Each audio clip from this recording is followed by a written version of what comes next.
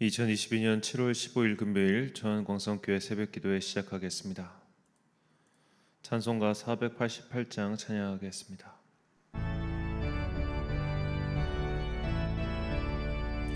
이 몸의 소망 무언가 우리 주 예수뿐일세. 우리 주 예수밖에 내 믿으리야 주 없도다.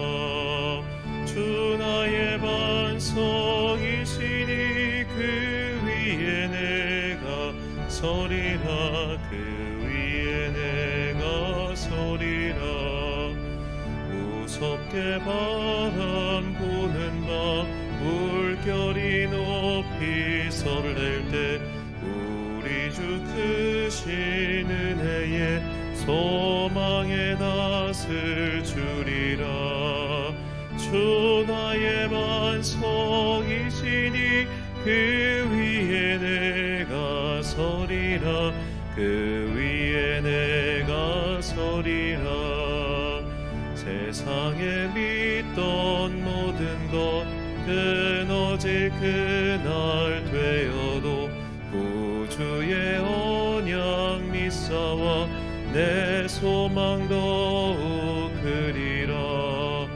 주 나의 반석이시니 그 위에 내가 서리라. 그 위에 내가 서리라. 꼭 올라가 하나님 앞에 배울 때 구주의 의를 힘입어 어여치 바로 서리라. 주 나의 반석이시니 그 위에 내가 서리라. 그 위에 내가 서리라.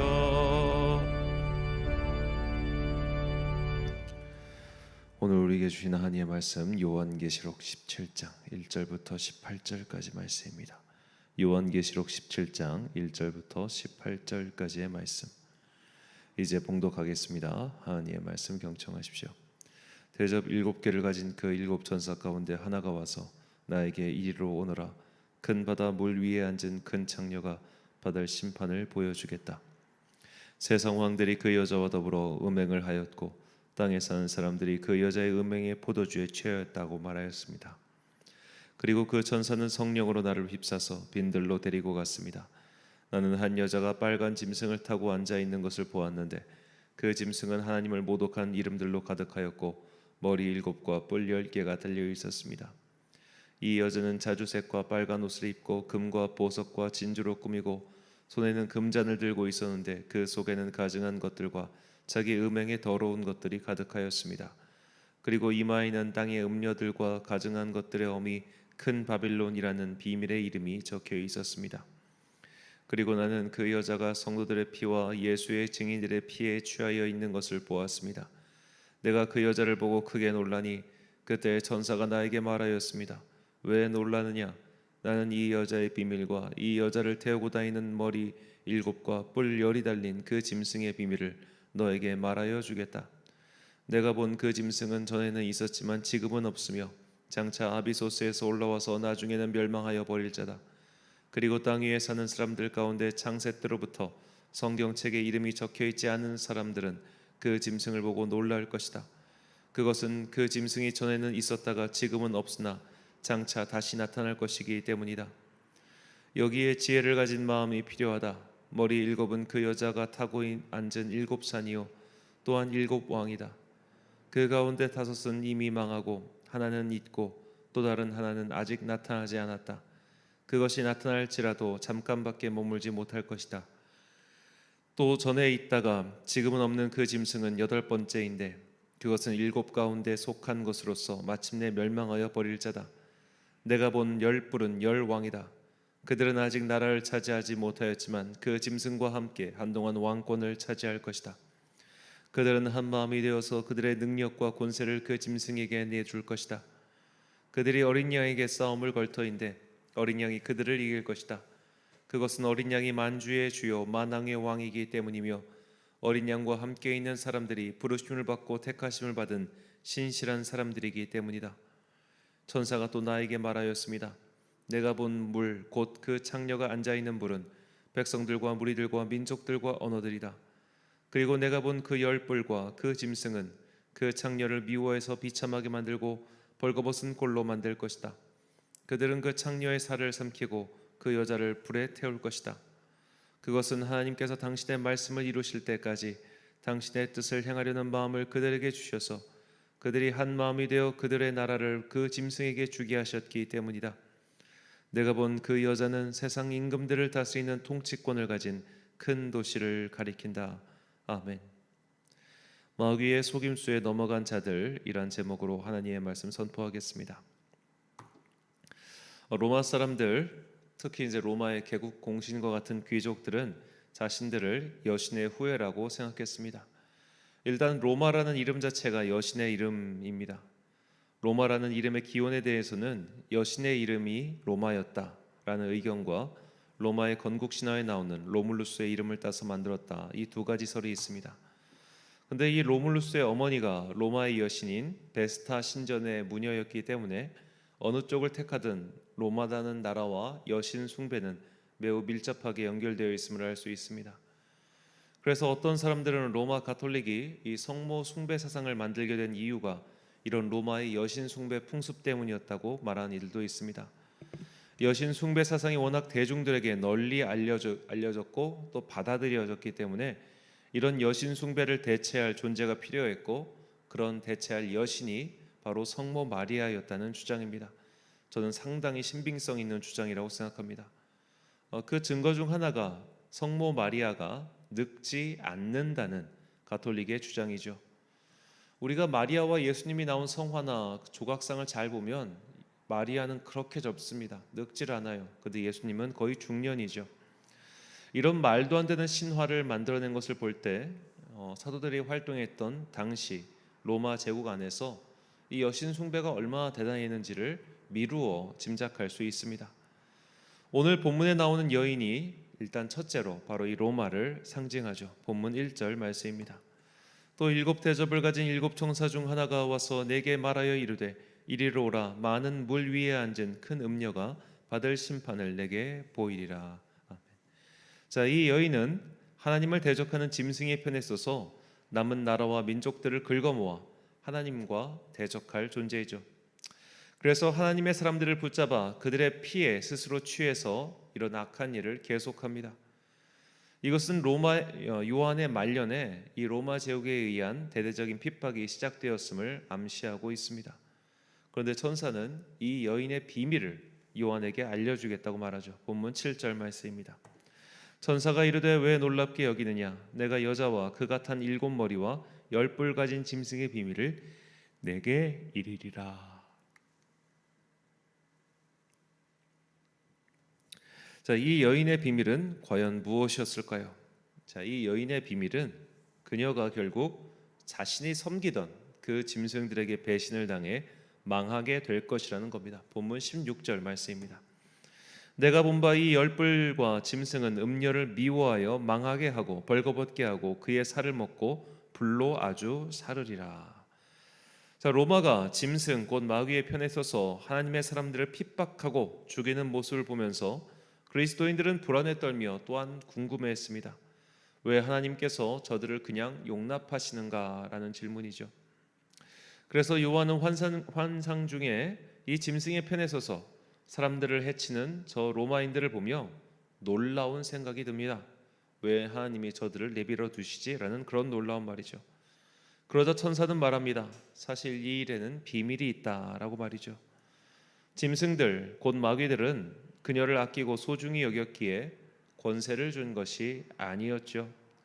오히려 그녀는 그 짐승들 곧 마귀의 세력에게 이용만 당하다 뒤통수를 맞게 될 것이다.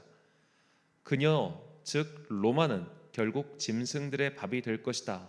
마귀들의 제물이 될 것이다. 이것이 바로 천사가 말하는 이 여인에게 감춰준, 즉 로마에게 감춰져 있는 비밀이었습니다. 이 로마의 역사를 살펴보면 로마가 비록 기독교회를 받아들이고 기독교회를 국교로 삼았지만 일반 백성들까지 이 황제의 결정에 동의한 것은 아니었습니다. 콘스탄티누스 대제 이후 로마 제국은 사실상 둘로 갈라지죠. 서로마 제국과 동로마 제국으로 말입니다. 그리고 기독교회를 공인한 세력들, 기독교회를 국교로 받아들인 세력은 거의 동로마 제국 사람들이었습니다. 이미 로마를 중심으로 한 이탈리아 반도의 옛 제국은 그 수명을 다했다고 여겨져서 이 동쪽으로 거의 모든 행정기능을 옮겼습니다만, 그래도 여전히 로마는 천년의 수도답게 사람들의 마음속에 그래도 정부가 예를 들어 수도를 세종시로 옮겼어도 내 마음속에 영원한 수도는 서울이야, 뭐 이런 식으로 여전히 그들에게는 로마가 중요한 도시였죠. 자, 그런데 이 중요한 도시 로마를 더 이상 지킬 힘이 그들에게 없었던 겁니다. 이제 그 알프스 이북에 있었던 특히 이제 게르만과 같은 이방 민족들이 이 겨울만 되면 그 남쪽 이탈리아로 쳐들어왔습니다. 그들에게 겨울은 굉장히 추웠고 상대적으로 남쪽 이탈리아는 따뜻했기 때문에 이 따뜻한 남쪽 나라를 찾아서 그들이 계속해서 민족의 이동을 했고, 그런 민족의 이동을 막을 만한 여력이 서쪽 로마 제국에는 없었던 겁니다. 자, 그래서 황제들이 결국엔 수비하기 편한 콘스탄티노플로 도망간 것이다, 이렇게 볼 수도 있는데, 그래도 이제 많은 대중들, 특히 이제 전통적인 로마 사람들은 서쪽을 떠나지 않고 있었습니다. 그들은 오히려 이렇게 이방 민족들이 쳐들어오는 것이 우리가 로마의 여신들을 버리고 저 기독교의 신을 섬기겠다고 결정했기 때문이야, 그렇게 해서 끝까지 받아들이지 않은 자들도 굉장히 많았습니다. 자, 이렇게 이탈리아 반도를 중심으로 한 서쪽 로마는 결국 소리소문 없이 망하게 되지요. 처참하게 붕괴한 이탈리아 반도는 이후 한 번도 제대로 통일이 된 적이 없었습니다. 19세기 중반까지 이들은 서로 지역마다 갈라져서, 도시마다 갈라져서 내전을 벌이고 미워하고 다투었죠. 그러다가 이 통일 과정 무려 50년이나 걸려서 19세기 말에 들어서야 이탈리아 반도는 하나의 국가로 재탄생됩니다. 로마 제국 멸망 이후로부터 계산하면 무려 1400년이나 걸린 셈이죠. 이것은 천사가 한 예언의 1차적 성취라고 볼 수 있습니다. 로마 제국 사람들이 그렇게 숭상하고 믿었던 이 짐승의 편에 끝까지 서 있었는데 결국 나라가 쫄딱 망하고 그들이 다시 회복하는데 무려 오랜 시간이 걸렸으니 말이죠. 이 1400년 동안이나 갈등과 내전을 반복하다 보니 21세기 현대 이탈리아도 여전히 국가 내에서 내적 갈등이 심한 편입니다. 우리는 마귀의 편을 들었으나 결국 처참하게 망하게 된 이 여인의 비밀을 통해 하나님께서 왜 이 말씀을 여기에서 들려주시는지 그 이유를 깨달아야 합니다. 본문 9절 말씀입니다. 지혜 있는 뜻이 여기 있으니 그 일곱 머리는 여자가 앉은 일곱 산이요. 아멘. 자, 이 여자의 비밀과 지혜를 연결시키면 이 지혜가 무엇을 가리키는지 알 수 있습니다. 하나님을 등지고도 하나님을 대적하고도 살아남았을 뿐만 아니라 오히려 더 성공하는 이들, 이런 사람들을 보면서 우리가 부러워하거나 질투할 필요가 전혀 없다는 겁니다.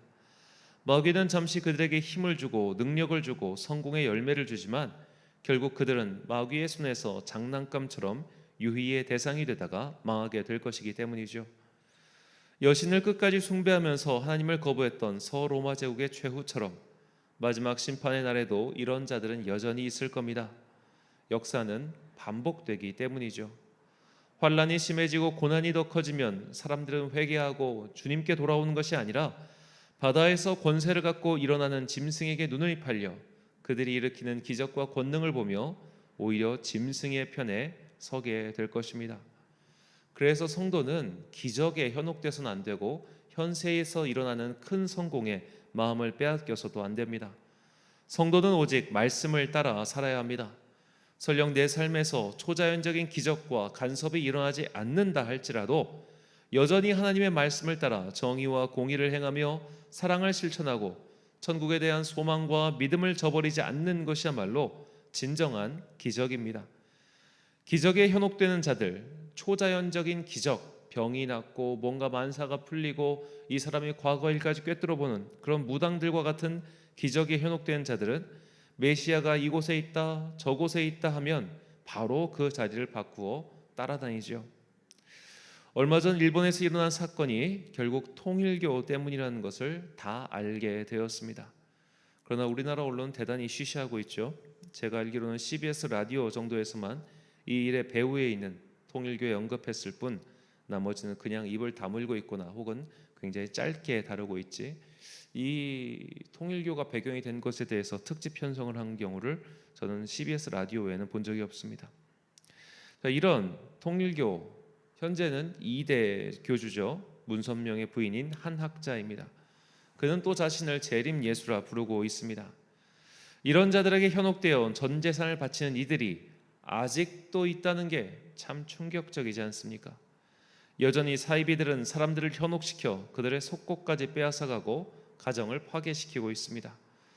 통일교의 정식 명칭이 세계 평화 통일 가정 연합이라는 것이 참 웃기지 않습니까? 가정 파괴의 주범들이 가정이라는 이름을 쓰고 있는 것이죠. 지금같이 안정된 사회에서도 이런 마귀의 주구들에게 속는 자들이 있는데 하물며 환란에 따르면 어떻겠습니까? 더 많은 이들이 혹세 무민하는 자들의 소나귀에 노란하게 될 것입니다. 그런 자들이야말로 오늘 본문에서 말하는 여인을 이용한 그런 마귀의 손에 잡힌 자들이죠. 우리는 마지막 때가 다가올수록 이런 자들을 분별하기 위해 지혜가 필요합니다. 또한 지금 악의 편에 서서 득세하는 자들을 보며 부러워하지 않을 그런 천국에 대한 소망, 마음가짐과 믿음 또한 필요하죠. 하나님의 나라에 마침내 도래하면 이렇게 악의 편에 선 자들은 모조리 심판을 받게 됩니다. 또한 지금 악의 편에 서고도 득세하는 자들은 결국 그 악이 자신의 머리로 돌아오는 것을 보게 될 것입니다. 우리는 악을 저지르고도 평안한 자들을 보며 지혜자들의 말씀을 기억해야 합니다. 잠언 24장 1절과 시편 91편 8절 말씀입니다. 너는 악인의 형통함을 부러워하지 말며 그와 함께 있으려고 하지도 말지어다. 오직 너는 똑똑히 보리니 악인들의 보응을 내가 보리로다. 아멘. 사랑하는 천안 광성교회 성도 여러분, 그리고 이 새벽을 함께 깨우고 계신 귀한 주님의 자녀 여러분, 악인들의 성공을 부러워하지 마십시오. 마귀의 편에 서서 득세하는 자들을 따라가지 마십시오. 비록 손해를 보고 어려움을 겪더라도 끝까지 주님의 편에 서서 의와 진리의 길을 걸어가십시오. 이렇게 끝까지 의와 진리를 지킨 자들은 비록 세상에서 어려움을 겪더라도 하나님께서 반드시 그들을 건져주실 것입니다. 자, 미국에서 일어난 한 안타까운 기업의 사연입니다. 이 치킨버거를 만들던 칙필레라는 햄버거 체인점에 일하죠. 칙필레는 독실한 크리스천이 세운 기업입니다. 그래서 주일에는 장사를 하지 않았습니다. 그리고 동성애 반대 운동을 하는 시민단체를 후원하고 있었죠. 그런데 이 칙필레의 독주를 막고자 파파이스와 맥도날드, KFC 같은 기업들이 이 치킨버거 사업에 뛰어듭니다. 그런데 이 칙필레의 독주에 결정적인 제동을 건 것은 바로 이런 경쟁사들이 아니라 한 뉴스였습니다. 이 칙필레가 반동성애 기업이라는 사실이 알려지자 갑자기 불매운동이 일어나기 시작한 겁니다. 칙필레의 기업 가치는 반토막이 났고 경영진은 이때 부랴부랴 반동성애를 하는 시민단체에 대한 후원을 끊고 자신들은 동성애를 반대하지 않는다고 성명서를 냈습니다. 자, 처음에는 분명히 주일에는 장사도 하지 않았고 우리는 기독교 기업이기 때문에 기독교 정신에 따라 반동성애 운동을 합니다 라고 했지만 결국 회사가 커지고 많은 돈을 벌자 기업의 경영진들이 바뀌었고 기업의 경영진들은 더 이상 그런 크리스천 가치에 따라서 기업을 경영할 생각이 없었습니다. 처음 목표를 돈 때문에 결국 포기하게 된 것이죠. 결국 칙필레의 가맹점주 일부는 이제는 일요일에도 영업을 하는 등 처음 그들의 세운 가치는 어찌 보면 거의 사라지고 말았습니다. 앞으로 이 칙필레가 어떤 기업이 될지는 모르겠습니다만 적어도 그들은 이제 기독교 기업이라 말할 자격을 스스로 버린 것 같아 참으로 안타깝습니다. 악의 편에 선 자들이 득세하는 세상이죠. 하나님의 말씀과 진리를 지키고자 하는 자들은 이렇게 손해를 보고 어려움을 당하는 것이 오히려 정의로운 일인 양 호도되는 세상입니다. 그러니까 우리를 핍박하는 자들이 오히려 내가 정의고 그들은, 저 기독교인들은 정의롭지 못한 것들이야, 편협한 것들이야, 악한 것들이야 라면서 우리를 핍박하고 괴롭히는 일들이 더 많아진다는 겁니다. 그렇다고 해서 우리가 악의 편에 서면 어떻게 되겠습니까? 마귀에게 조롱당하다 버림받은 로마처럼, 그 여인처럼 처량한 그런 비참한 신세가 될 뿐이죠. 그러므로 우리는 악인의 성공을 부러워해서는 안 됩니다. 설령 배기와 숙제처럼 줄여 죽을지언정 끝까지 진리를 붙잡고 사십시오.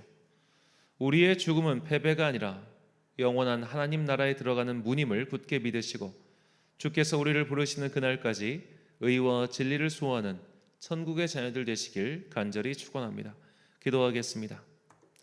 사랑과 은혜가 풍성하신 아버지 하나님, 한 주간의 업무를 마무리하는 금요일, 또한 장마가 지나고 무덥지근하여 우리의 많은 체력을 뺏어가는 이 금요일 마지막 날, 우리는 다시 한번 주님 앞에 나와 주님께 간구합니다.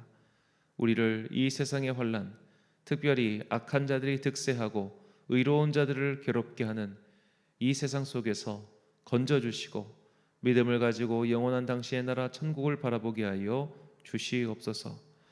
악한 자들은 오히려 우리를 악으로 몰아가며 우리야말로 더 이상한 자들이라고 손가락질하며 우리의 마음을 힘들게 합니다.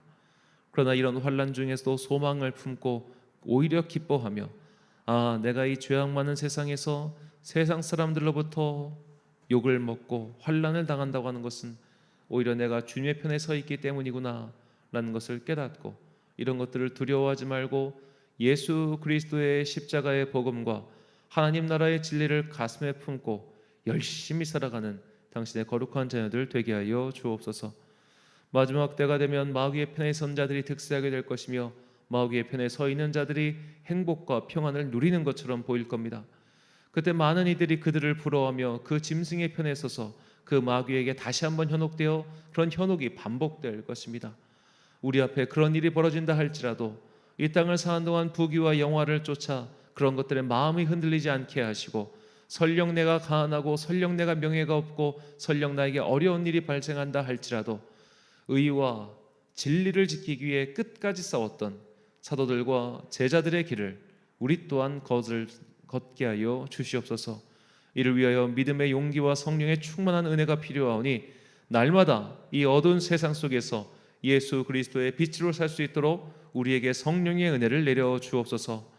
오늘 저녁도 주님 앞에 나와 간절히 기도하는 당신의 자녀들에게 복을 내려주시고 그들의 마음속 깊은 곳에 있는 그 간절한 주님을 향한 열망을 주께서 들어주시옵소서. 이제 이제 앞으로 다가온 이 초막절 축제를 위해서 다시 한번 기도하오니 다음 세대가 주님의 영으로 거듭나 정말 놀라운 변화의 역사, 회복의 역사가 이 천안과 아산 지역에 일어나게 하여 주옵소서. 함께 기도하고 수고하고 있는 교육자들과 교사 선생님들과 또 멀리 봉사자들에게 은혜를 더하여 주시고 이 모든 일들이 순적하게 진행할 수 있도록 맡은 바 사명의 자들에게는 지혜를 내려 주옵소서. 오늘 하루도 참 좋으신 우리 주님의 은총과 평강이 우리 가운데 있기를 간절히 소망하오며 이 모든 말씀 예수 그리스도의 이름으로 기도드립니다. 아멘. 악인들의 성공을 부러워하지 않고 비록 손해를 보더라도 끝까지 의와 진리를 지킬 수 있는 믿음을 달라고 기도하십시오. 마귀의 편에 서면 일시적인 성공을 할진 몰라도 결국 이용만 당하다가 버림받게 됩니다. 혹시 나를 유혹하는 마귀의 속삭임은 무엇입니까? 그 유혹을 살뜰히 거절할 수 있도록 성령 충만을 구하십시오. 오늘 말씀을 통해 주신 기도의 제목 가지고 묵상과 기도에 힘쓴 하루 되시길 바랍니다. 기도하겠습니다.